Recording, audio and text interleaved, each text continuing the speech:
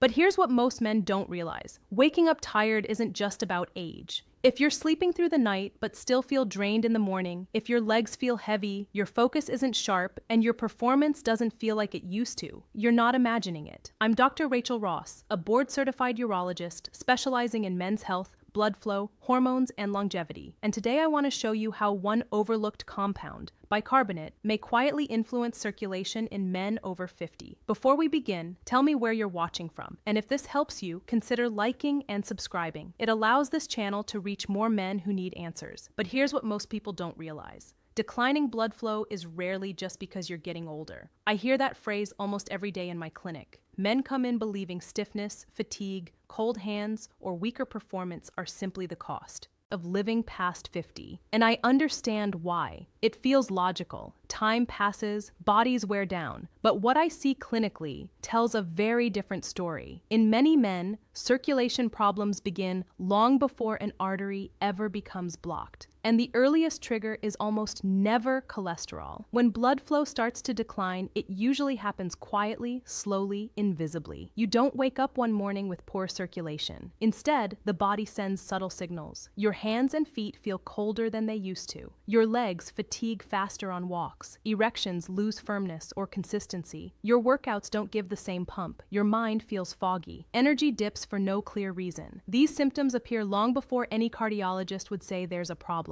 That's because blood flow isn't just about whether pipes are open or closed. Healthy circulation depends on three delicate systems working together: nitric oxide signaling, vessel flexibility, and your internal pH balance. Most men only hear about the first one. Very few are ever told about the other two. Nitric oxide is the molecule that tells blood vessels to relax and open. But that signal only works if the vessel walls are flexible enough to respond. And that flexibility depends heavily on the chemical environment bathing those vessels every single day. In other words, aging itself isn't the primary issue. The biochemical environment your body lives in is. I often tell my patients, your arteries don't suddenly fail at 60.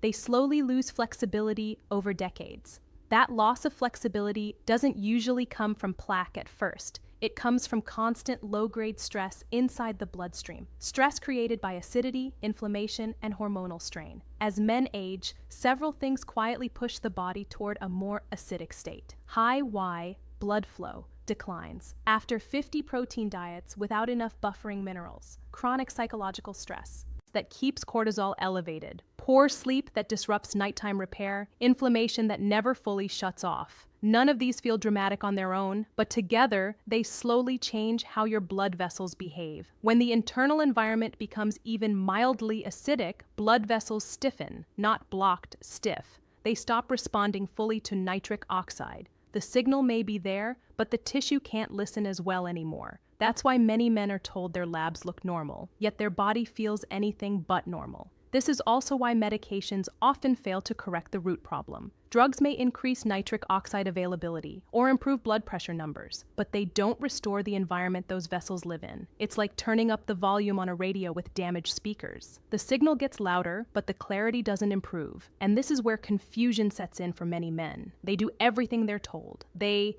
take prescriptions, they exercise, they watch their cholesterol, yet circulation still feels weak. Energy still fades. Performance still declines. Not because they're doing something wrong, but because the internal chemistry hasn't been addressed. One of the most overlooked aspects of circulation is pH balance. Your body is constantly working to maintain a narrow range that allows enzymes, muscles, nerves, and blood vessels to function properly. When that balance drifts even slightly, the effects show up first in systems that rely on rapid relaxation and contraction. Blood vessels are at the top of that list. Even mild metabolic acidity reduces nitric oxide signaling efficiency. It doesn't shut it off, it just dulls it. The vessels open halfway instead of fully. Oxygen delivery drops. Muscles fatigue sooner. Blood flow to extremities weakens. Over time, the body adapts downward, accepting less circulation as the new normal. This is where bicarbonate enters the conversation. Not as a miracle supplement, not as a trend, but as one of the body's primary buffering molecules, a compound your kidneys and pancreas rely on every day to maintain internal balance. Your body already uses bicarbonate to neutralize excess acid. The issue is that with age, stress, and modern diets, the demand often exceeds supply. When that happens, circulation quietly pays the price long before blood tests wave any red flags. And here's what most men never hear. Your blood vessels respond to changes in bicarbonate levels long before your lab numbers change, long before disease appears, long before damage becomes permanent. And that leads us to something surprising. But here's what most people don't realize. Bicarbonate isn't just something sitting in your kitchen cabinet for heartburn. Inside the male body, it plays one of the most critical roles in circulation, oxygen delivery, and how your blood vessels actually respond when your body asks for more flow. Long before it was ever sold as baking soda, bicarbonate existed as one of your body's primary survival tools. Your kidneys and pancreas produce bicarbonate every single day. Not as a supplement, not as a treatment, but as a natural buffering system designed to keep your internal chemistry stable. Without it, your blood would become too acidic for basic cellular function. Muscles wouldn't contract properly, nerves wouldn't fire smoothly, and blood vessels wouldn't relax when they're supposed to. One of bicarbonate's main jobs is pH buffering. Think of it as a stabilizer. Every time your metabolism produces acid from protein digestion, exercise, stress hormones, or inflammation, bicarbon, it neutralizes that excess so your tissues remain functional. When buffering works well, circulation stays smooth. When it doesn't, subtle problems begin. Bicarbonate also plays a key role in transporting carbon dioxide out of your tissues. As your muscles work, they produce CO2. That carbon dioxide must be carried away efficiently so fresh oxygen can replace it. Bicarbon, it acts as the shuttle system that makes this exchange possible. Without enough of it, CO2 lingers, oxygen delivery drops, and fatigue sets in faster than it should. This directly affects how red blood cells release oxygen. In a well-balanced environment, oxygen is released easily into working muscles and organs. In an acidic environment, that process becomes inefficient. Oxygen stays bound longer, tissues receive less of it, and the body compensates by reducing output. You feel that as shortness of breath, weak endurance, or heavy legs. This is also where nitric oxide efficiency comes into play. Nitric oxide may tell blood vessels to relax, but that signal depends on the surrounding chemistry. In what bicarbonate really does acidic conditions, blood vessels become less responsive. The endothelial lining, the delicate inner surface of your arteries, simply doesn't react as strongly. The message is sent, but the response is muted. When acidity rises, vessels constrict. Not dramatically, not suddenly, just enough to reduce flow. Over time, that reduced responsiveness becomes your baseline. That's why two men with identical cholesterol numbers can feel completely different in their bodies. There's also a simple physiological principle at work here. As acidity increases, vascular smooth muscle, the muscle layer that opens and closes blood vessels, remains slightly tightened. It doesn't fully relax. Circulation becomes less adaptable. Blood flow during exercise, sexual arousal, or mental effort never reaches its full potential. For men over 50, this matters deeply. As we age, kidney buffering efficiency naturally declines. The organs still function, but they're slower to respond. Carbon dioxide clearance weakens. Recovery between exertion takes longer, and mild metabolic acidosis becomes surprisingly common. Not enough to cause disease, but enough to affect performance. The result is familiar to many men watching this. Reduced stamina, poor muscle pump during workouts, sluggish blood flow to hands, feet, and pelvic tissues. You may still be active, you may still exercise, but the body doesn't respond the way it once did. This is why I often explain it to patients this way. When bicarbonate levels fall, blood vessels don't open fully, even if your arteries are technically clear. The hardware may be intact, but the software isn't optimized. Supporting bicarbonate availability doesn't replace medications. It doesn't treat disease. What it does is improve the internal environment so your existing systems can function the way they were designed to.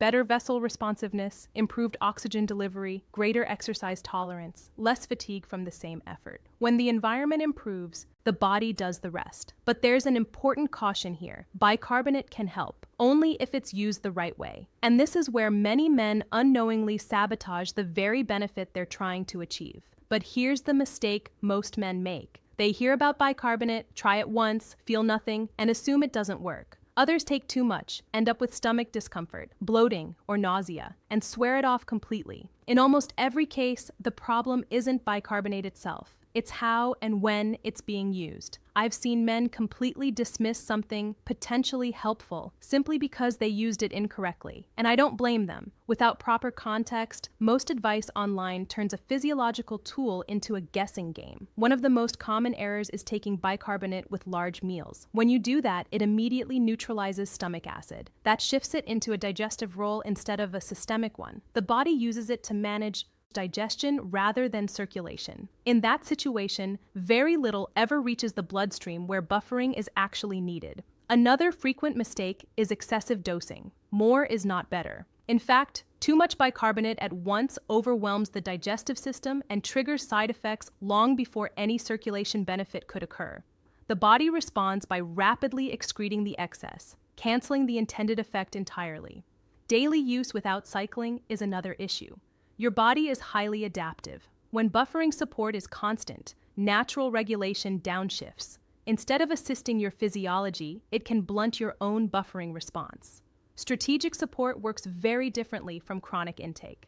Timing matters more than most men realize. Insulin levels influence how minerals and buffering agents move into cells. Taking bicarbonate at the wrong time can redirect it away from vascular tissue. Stomach acid function also plays a role. Your body needs proper acidity for digestion and nutrient absorption. Disrupting that too frequently can create new problems. This is why understanding the difference between digestive buffering and systemic buffering is so important. Digestive buffering happens in the stomach. Systemic buffering happens in the blood and tissues. The goal isn't to eliminate acid everywhere. It's to maintain balance where circulation depends on it. Hydration is another overlooked piece. Bicarbonate doesn't function in isolation. It requires adequate fluid balance to move through the bloodstream. Dehydration concentrates acidity and limits buffering capacity. Many men are mildly dehydrated without realizing it, which reduces effectiveness even further. It's also essential to be clear about safety. This is educational information only, not medical advice. Common usage mistakes. Anyone with kidney disease, sodium sensitivity, or who takes blood pressure medications should always consult their physician before using buffering compounds. These systems interact and guidance matters. When used strategically and conservatively, low-dose support may help improve exercise, blood flow, muscle oxygenation, and post-activity recovery. The effects are most noticeable when paired with movement, walking, light resistance training, or breathing practices that stimulate circulation naturally. Bicarbonate doesn't create blood flow on its own. It supports the environment so blood flow can happen more efficiently when your body asks for it. And that brings us to the most important point of all, because bicarbonate alone doesn't restore circulation. It only works when combined with one critical biological trigger, the signal that tells your vessels to open in the first place. But here's the part almost no one talks about. Bicarbonate doesn't create blood flow by itself. It prepares the environment, but something else has to flip the switch, and that switch is activation. The body must receive a signal that says now is the time to open the vessels. That signal comes primarily from nitric oxide, and nitric oxide is stimulated through movement, muscle contraction, and breathing. Not pills, not powders, not shortcuts. Blood flow is not something you force, it's something you invite. When muscles contract, they send a powerful message to nearby blood vessels to widen. This is why even light movement can dramatically improve circulation. Walking, in particular, is one of the most underrated medical tools available to men over 50. It gently stimulates nitric oxide production without overwhelming the joints or the nervous system. Each step acts like a pump, pulling blood back to the heart and pushing oxygen forward into tissues that haven't been fully nourished in years. Nasal breathing plays a role as well. The sinuses produce nitric oxide naturally. Breathing through the nose, especially during movement, increases circulating nitric oxide levels. Mouth breathing bypasses that benefit entirely. Small habits quietly determine big physiological outcomes. This is where bicarbonate can enhance the process. When the internal environment is properly buffered, blood vessels respond more fully to nitric oxide signals. Exercise-induced vasodilation becomes stronger. Post-workout circulation improves, recovery accelerates. Muscles feel warmer, looser, more responsive. The body begins to remember how it's supposed to function. Certain minerals also support this system. Magnesium helps vascular smooth muscle relax. Potassium-rich foods support cellular signaling. These aren't magic solutions. They're foundational nutrients the body relies on for circulation mechanics to work correctly. Sleep and breathing tie directly into this equation. During deep sleep, blood vessels repair their lining. Nitric oxide sensitivity resets overnight. Poor sleep interrupts that process, leaving vessels stiffer the next day. Evening circulation matters more than most men realize. When blood flow improves later in the day, nighttime erections become stronger and sleep depth improves. These are signs of vascular health, not just sexual function. I often tell my patients, blood flow isn't something you force, it's something you invite. When you create the right conditions, movement, hydration, breathing, buffering, the body responds quickly. The actionable framework doesn't need to be extreme. Gentle daily movement, light resistance a few times per week, strategic hydration earlier in the day, avoiding chronic dehydration that concentrates acidity, supporting your body's natural buffering systems instead of overwhelming them. When these pieces work together, circulation often improves faster than men expect. Not because you reversed age, but because you restored communication between systems that had slowly fallen out of sync. And if you're thinking right now, doctor, have I waited too long? That's exactly what I want to talk about next. But here's what I want you to hear clearly. It is not too late. Not at 55, not at 65, not even at 75. One of the missing activation signal most hopeful truths in medicine is that circulation adapts at any age. Blood vessels are living tissue. They respond to signals, and when those signals improve, the response can happen far faster than most men expect. I've seen it repeatedly in my practice. Men who believed the decline was permanent. Men who thought the window had closed. Men who quietly accepted fatigue, cold limbs, weaker performance, and shrinking stamina as irreversible. And yet, when the environment inside the body changed, when circulation was supported instead of forced, the body responded. You are not broken. You are not failing. Your body is doing exactly what it was trained to do over decades. It adapted to stress, poor sleep, inflammation, acidity, and overload. That adaptation kept you alive. But adaptation is not destiny. Signals can change, and when signals change, physiology follows. Blood vessels don't need to be young to work well. They need clarity. They need flexibility. They need consistent communication. When nitric oxide signaling improves and the internal environment becomes more supportive, vessels begin opening more fully again. Warmth returns. Endurance improves. Mental sharpness often follows. What surprises many men is how quickly this can happen. I've seen men in their 60s and 70s respond faster than men in their 40s. Not because their bodies were stronger, but because their systems had been deprived for so long that even small improvements produced noticeable change. This isn't about chasing youth, it's about restoring physiology. I've watched men regain energy, stamina, warmth, and confidence not by pushing harder, but by removing the resistance that was holding their bodies back. There is dignity in taking care of your health. Strength is stewardship. It's not vanity to want energy when you wake up, stability in your stride, clarity in your thinking. Health is responsibility to yourself and to the people who depend on you. Longevity is leadership. When you care for your body, you show your family what resilience looks like. You show them that aging doesn't mean giving up. It means adapting wisely. You don't need extreme protocols. You don't need punishment or shame. You don't need to do everything at once. You need understanding. You need consistency. And that brings us back to the question I asked you at the beginning. But here's what I want you to hear clearly. It is not too late. Not at 55, not at 65, not even at 75. One of the most hopeful truths in medicine is that circulation adapts at any age. Blood vessels are living tissue. They are not frozen in time. They respond to signals. And when those signals improve, the response can happen far faster than most men ever expect. I've seen this again and again in my clinic. Men who walked in convinced the decline was permanent. Men who quietly believed the window had closed. Men who accepted fatigue, cold hands, weak legs, and fading performance as the unavoidable price of aging. And yet, when the internal environment changed, when circulation was supported instead of forced, their bodies responded. You are not broken. You are not failing. Your body is doing exactly what it was trained to do over decades. It adapted to stress, to poor sleep, to inflammation, to acidity, to long work days, and short recovery. That adaptation kept you functioning. It kept you moving forward. But adaptation is not destiny. Signals can change, and when signals change, physiology follows.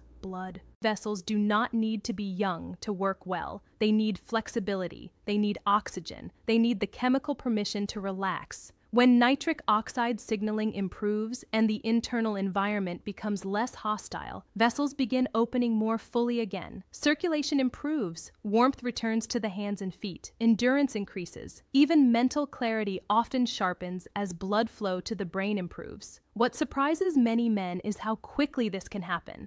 I've watched men in their 60s and 70s respond faster than men decades younger, not because their bodies were stronger, but because their systems had been deprived for so long that even small improvements created noticeable change. This isn't about chasing youth, it's about restoring physiology. I've watched men regain energy, stamina, warmth, and confidence not by pushing harder or training like they're 30 again, but by removing the resistance that had been quietly working against them. There is dignity in taking care of your health. Strength is stewardship. Wanting stable energy, strong circulation, and clear thinking isn't vanity. It's responsibility. Health is how you remain present for your family, your partner, your purpose. Longevity is leadership. When you care for your body, you demonstrate resilience. You show that aging doesn't mean surrender. It means wisdom. You don't need extreme protocols. You don't need guilt or shame. You don't need to fix everything overnight. You need understanding. You need consistency. And that brings us back to the question I asked you at the very beginning. If you found this valuable, I invite you to join our community and subscribe so you never miss guidance designed specifically for men over 50. Everything we talk about here is built around helping you reclaim what matters most. Steady energy throughout the day, healthy blood flow that actually supports your body, stronger performance, deeper and more restorative sleep, and confidence in how your body feels again. You deserve to wake up clear-headed, not groggy and drained. You deserve strength in your legs when you walk, stability in your balance, and circulation that supports your heart, your brain, and your masculinity. Not just on paper, but in how you live each day. Remember the question we opened with, why you can feel tired even when your labs look normal. For many men, the answer isn't disease, it isn't failure, and it isn't age alone. It's environment. When the internal environment improves, blood vessels respond. When circulation improves, oxygen delivery improves. And when oxygen delivery improves, everything begins to work better together. Your energy, your focus, your sleep, your recovery. This channel exists to help you understand your body instead of fighting it, to give you clarity instead of fear, and to help you age with strength, confidence, and dignity. Take care of your health because you are worth it. And I'll see you in the next